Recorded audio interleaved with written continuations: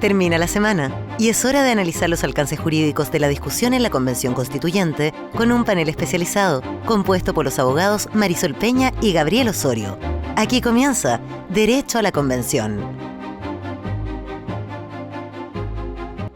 ¿Cómo están? Muy buenas tardes. Bienvenidos, como siempre, a Derecho a la Convención, el programa de pauta que analiza los temas de la Convención Constitucional desde la perspectiva legal y jurídica, con dos invitados permanentes de lujo, muy idóneos para tratar estos temas. Esta semana ha estado particularmente intensa a puertas de una elección presidencial en el sentido de la Convención, que se dará la próxima semana. Va a estar bastante disputada. Se abordó ese tema largamente respecto a la figura presidencial la semana pasada con Eduardo Olivares, y aprovecho a presentar quienes son nuestros invitados de siempre.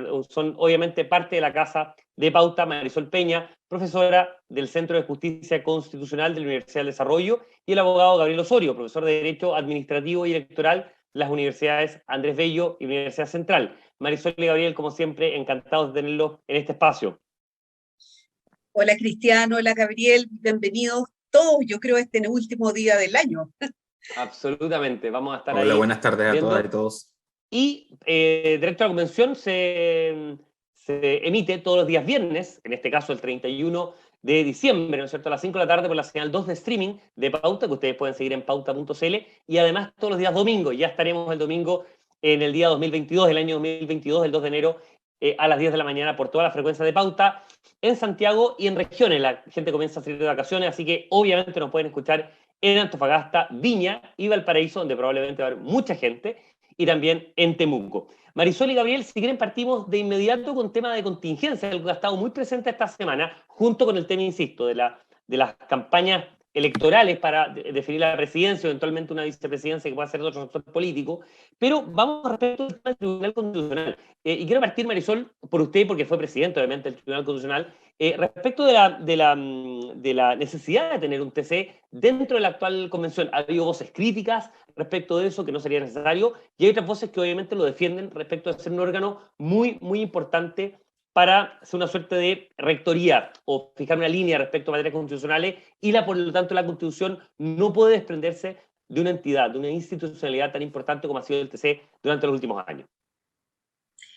Bueno, lo primero que quisiera decir, Cristian, es que he estado compenetrándome esta iniciativa tendiente a eliminar el Tribunal Constitucional a través de lo que han publicado los medios, de lo que se ha publicado en redes sociales. No he visto formalmente la iniciativa hasta ahora, pero encuentro lamentable que se cite como fundamento determinados fallos elegidos en forma muy arbitraria, porque se cita como fundamento para eliminar el Tribunal Constitucional el fallo del CERNAC, que desde el punto de vista de quienes concurrimos a él, trató de privilegiar el derecho a acceso a la justicia de los consumidores, y también el fallo del proyecto de ley de aborto en 3 causales, donde se desarrolló la tesis de la objeción de conciencia institucional, que no era ni mucho menos una invención del Tribunal Constitucional, sino que estaba asociada a la libertad de enseñanza en la jurisprudencia del Tribunal Constitucional de España.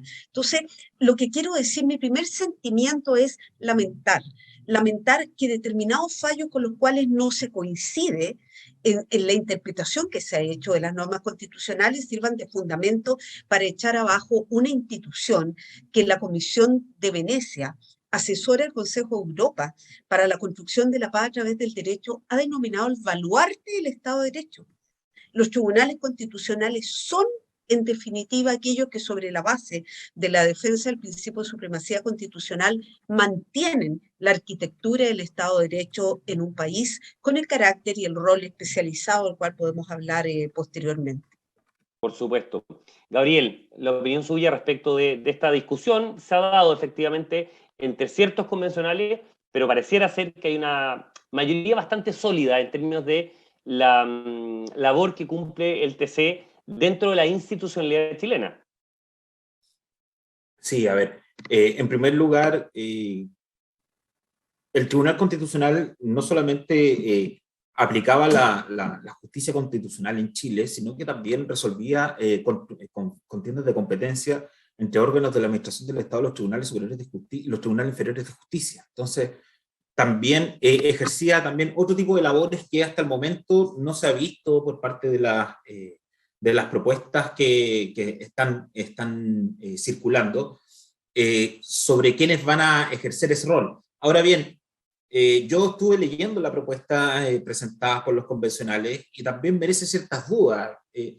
Parte sobre la base de que todo tribunal va a poder ejercer jurisdicción constitucional, va a poder aplicar directamente la Constitución, pero para la declaración de inconstitucionalidad lo que exige es que sea el tribunal quien solicite la declaración de inconstitucionalidad, o si lo solicita una parte, el tribunal a quien se le solicita, el tribunal verá si es que procede o no procede la declaración de inconstitucionalidad, y si es que no procede, o sea, si es que procediere, sube a la Corte Suprema, que será integrada por 9 miembros, en este caso elegidos por sorteos para la declaración de inconstitucionalidad de una determinada norma.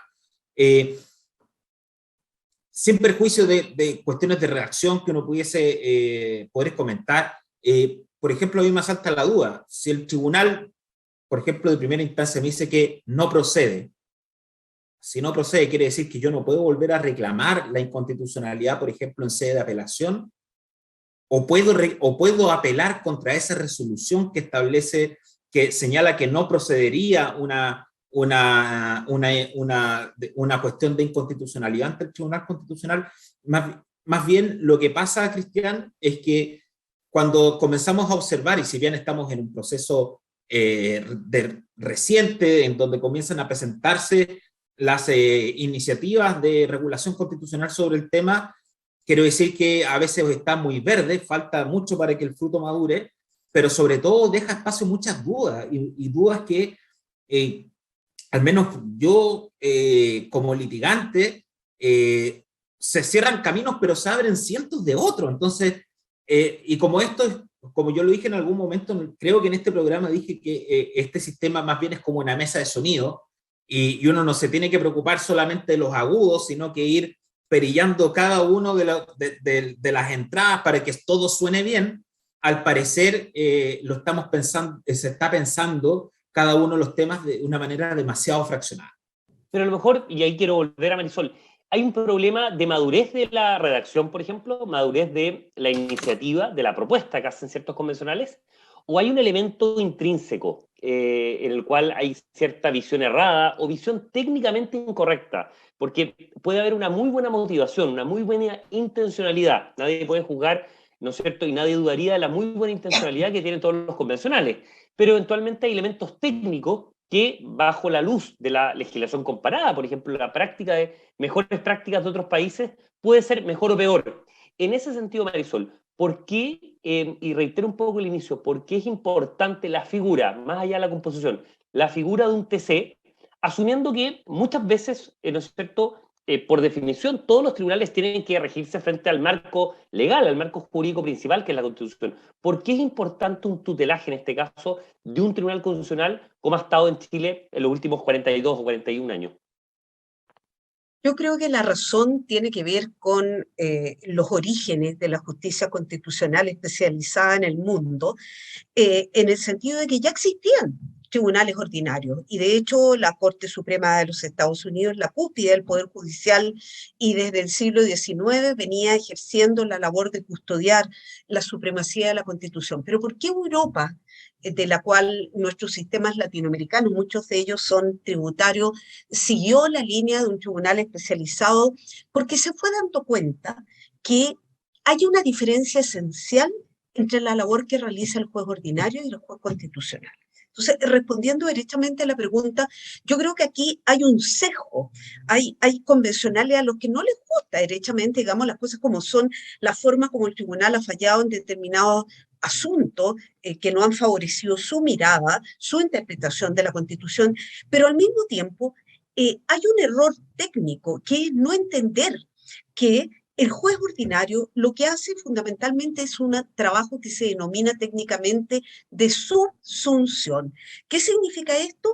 Que frente a los hechos involucrados en un determinado conflicto que se le somete, el juez, dentro del abanico de normas aplicables, busca aquellas que van a solucionar esos hechos. Por lo tanto, los hechos para el juez ordinario tienen mucha relevancia. En cambio, cuando se pensó en crear tribunales constitucionales especializados, se pensó en un tribunal de derecho, en un tribunal de normas, donde los hechos pasaran a un segundo plano, de forma tal que lo que se juzgara era el mérito, el ajuste de las normas infraconstitucionales en sí mismas con este paraguas fundamental que es la Constitución. Entonces, por eso digo, Cristian, que a mi modo de ver, en la forma como lo planteas, hay una doble mirada. Por un lado ese sesgo y por otro lado esta cerrazón, esta venda que niega que el juez ordinario tiene una competencia, no es que sea mejor ni peor,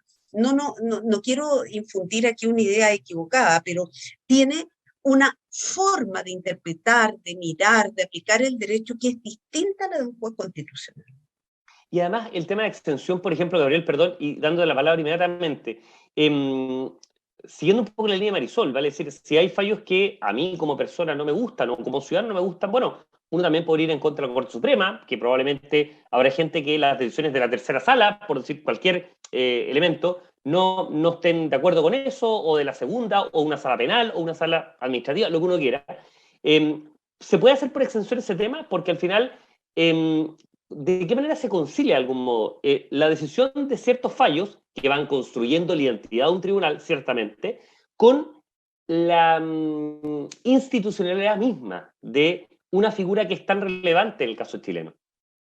Mire, yo la verdad, es muy particular lo que está ocurriendo ahora. Mire, yo como abogado, uno tiene que, cuando va a un tribunal común, ordinario, lo que hace es mostrarle al juez determinados hechos y señalarle cuál es la solución jurídica al caso concreto. Con este sistema, yo voy a tener que hablarle en 2 idiomas al mismo juez, quien va a tener que hablar 2 idiomas. Por un lado le voy a llevar los hechos y por otro lado lo tengo que convencer de que la norma es inconstitucional. De ahí que, más allá del sistema de revisión, esto son 2 ejercicios que son, Marisol como expresidenta del Tribunal Constitucional lo sabe mucho mejor que yo, son diametralmente diferentes, son formas de pensar completamente diferentes, porque el juez común lo que hace es apreciar hechos y aplicar el derecho a esos hechos a través del proceso de subsunción, pero el juez constitucional no. El juez constitucional lo que hace es verificar, mirar la norma y determinar si es que es constitucional o no constitucional, por ejemplo, en aplicación a un caso concreto. Pero esa apreciación de normas. Entonces, el problema que vamos a tener es que, dado que lo que se está pensando es, por ejemplo, que todos los tribunales hagan una suerte de control de constitucionalidad, que puedan aplicar directamente la Constitución, que sean los mismos jueces los que determinen si es que les convence o no que una norma fuese inconstitucional, es que vamos a permanentemente estar litigando, por un lado, sobre los hechos, y por otro lado vamos a tratar de estar litigando sobre normas constitucionales.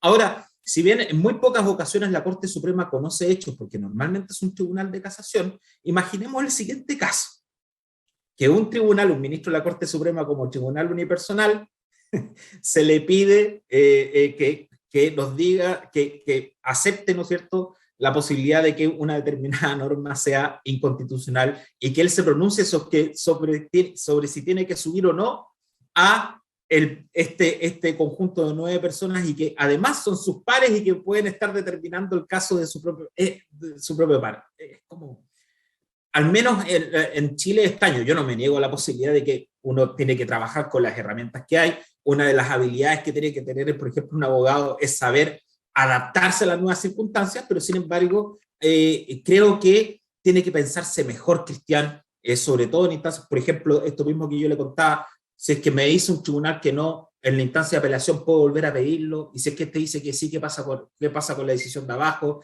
¿Hay controles o no entre los tribunales en materia de instancia, como sí lo sabemos que lo hay actualmente en materia, en el procedimiento ordinario o en materias ordinarias y no constitucionales? Son preguntas que nacen a propósito de esta...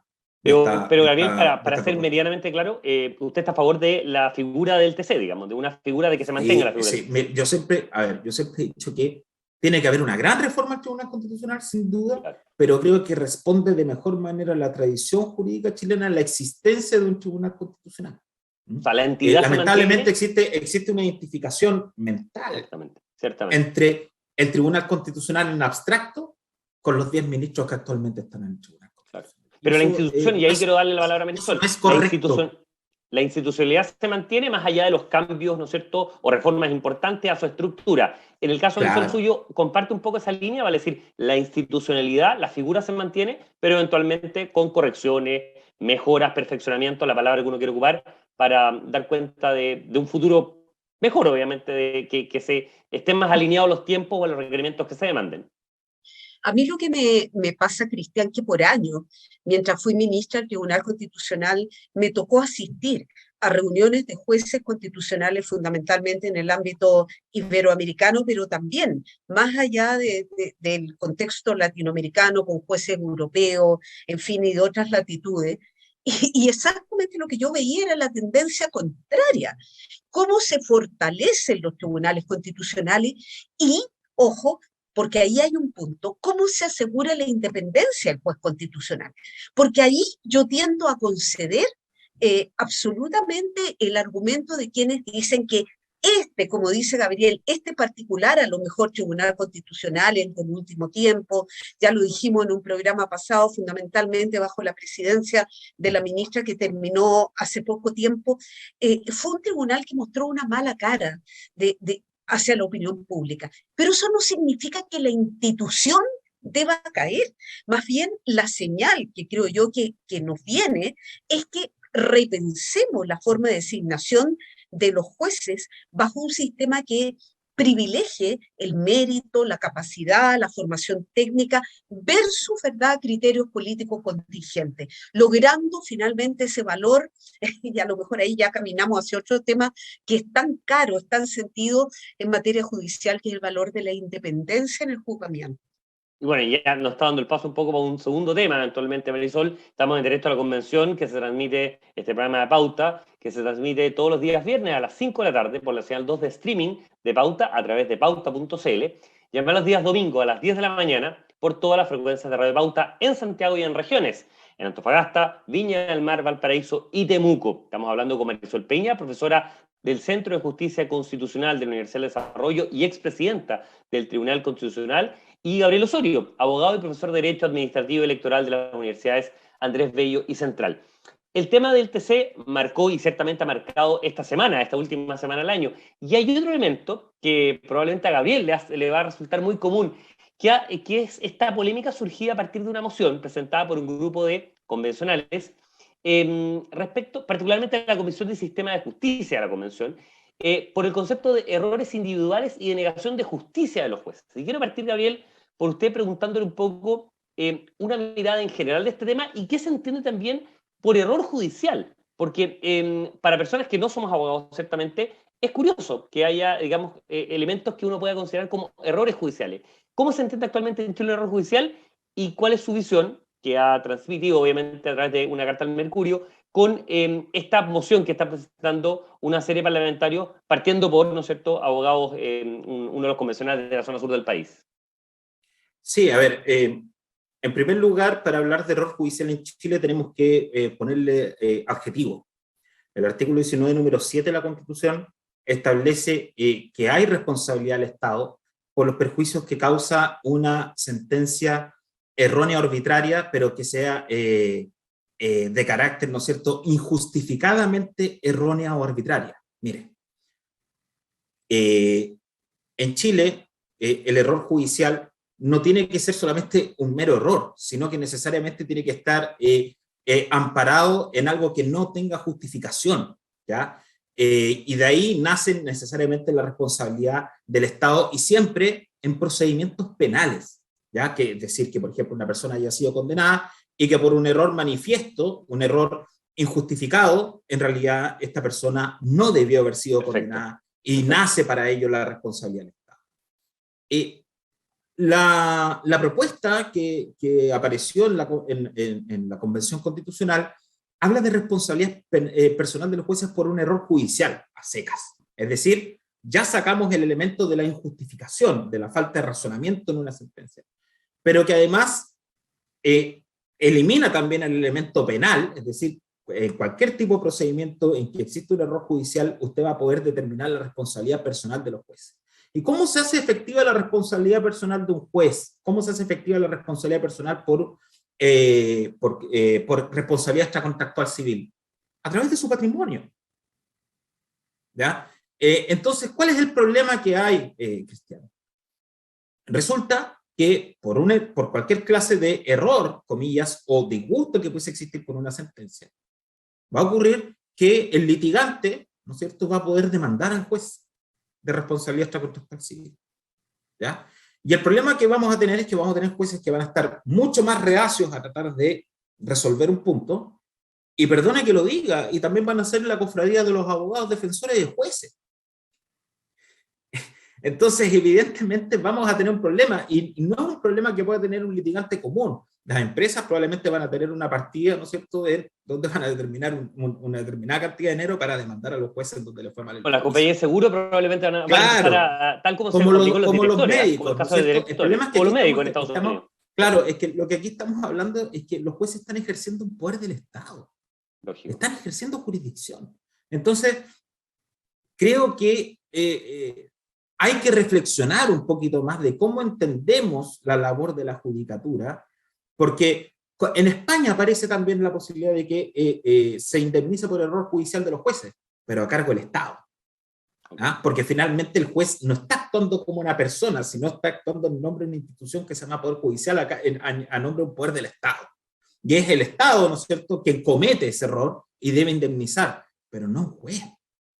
Si no, perdone, pero si yo fuese juez con una norma así, pensaría 2 veces a ver si me cambio de área. Exactamente, distracción de labores, contratación eventualmente seguro, una creación de una suerte de fundación de defensa judicial, una suerte de corporación de defensa judicial.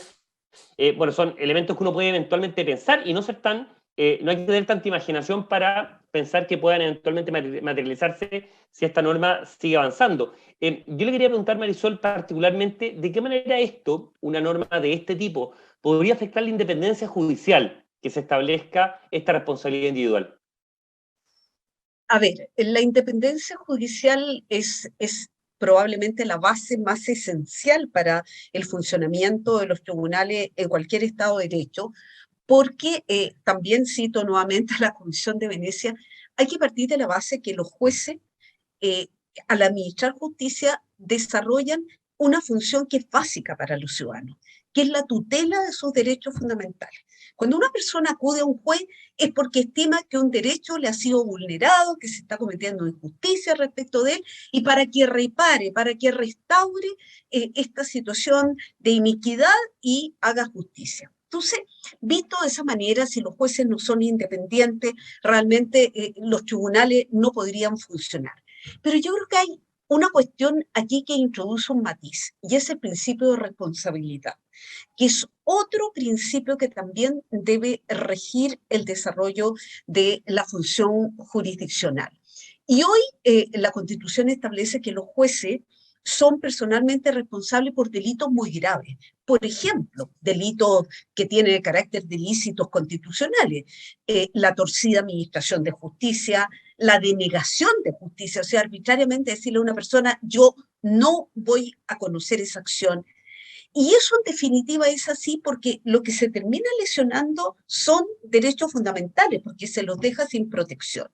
Y entonces aquí yo tengo un punto que tiene que ver con el hecho de que hay que buscar un cierto equilibrio entre la independencia judicial al punto de no deificar o de no momificar, si ustedes quieren, este principio sin perjuicio de la responsabilidad. Y cito aquí un caso muy concreto que a mí me impactó mucho, que es el caso de la ministra Silvana Donoso, que presidió la Comisión de Libertad Condicional del ya acusado asesino de la menor Ámbar, en la quinta región de Valparaíso, en un crimen que fue dantesco verdaderamente. Ahora, esto fue calificado no como un acto jurisdiccional, sino como un acto administrativo, pero es emitido, es presidido por una ministra, por una jueza de la República. Entonces, nos podemos quedar indiferentes frente a eso. Y aquí esto lo ligo con el tema del amparo de los derechos fundamentales contra resoluciones judiciales. Yo estoy de acuerdo con Gabriel, que la norma que se ha propuesto se queda corta, no pondera todos los elementos que debieran tenerse en consideración, porque en el derecho comparado hay muchos sistemas que ya están considerando el amparo contra resoluciones judiciales. Es decir, están aceptando que determinadas resoluciones de los jueces puedan vulnerar derechos fundamentales. Y ahí tenemos que pensar en un sistema con causales muy claras, tipificadas previamente, que permita perseguir la responsabilidad del juez. Porque en definitiva, termino con esto, ni los jueces, ni tampoco el legislador son infalibles en nuestras modernas democracias. Por lo tanto, tenemos que elevar, tener arquitectónicamente sistemas de control para justamente exigir responsabilidad por sus acciones. Yo creo que ir a Gabriel y quizás a Marisol, para ir cerrando ya por tema de tiempo, este tipo de cosas, y pregunto el tema del TC, el tema de la responsabilidad individual, que son elementos técnicos, que son elementos muy relevantes en materia técnica, y hay que tener conocimiento, no dan pie a los críticos de la Convención precisamente de que la apertura hacia una masividad ciudadana de participación puede ir en contra de una constitución que sea mucho más pétrea, mucho más sólida en términos de preceptos constitucionales. No es precisamente un elemento para reforzar la crítica de quienes dicen que la Constitución debería estar principalmente escrita por personas que saben, personas idóneas, personas muy conocedoras de este tema, a partir de la complejidad técnica que tienen este tipo de entidades, Gabriel. De temas, perdón. No, yo creo que no. En primer lugar, porque este es un momento que esta es una situación que iba a ocurrir sí o sí, porque es primera vez que nos encontramos redactando una constitución sobre la base de un procedimiento democrático en que en realidad yo no podría decir que hay personas que no tengan la idoneidad técnica cuando hay muchísimos profesores de derecho constitucional que están en el interior de la convención. Entonces no creo eso. Creo que también, por otro lado, son visiones distintas. Muchas veces cuesta poder entender de buenas a primeras las iniciativas constitucionales, pero también me quedo tranquilo en el sentido de que es la propia convención, más allá de lo que haya dicho la reforma de la ley 21.200, ¿no es cierto?, la que ratificó los 2/3 y todo esto tiene que ser aprobado por el pleno de la convención con grandes mayorías. Entonces, necesariamente, si estas son propuestas preliminares que tienen que ser largamente conversadas. Hay un contrapeso ahí técnico que probablemente se dé con los 2/3. Marisol, perdón. Muy breve.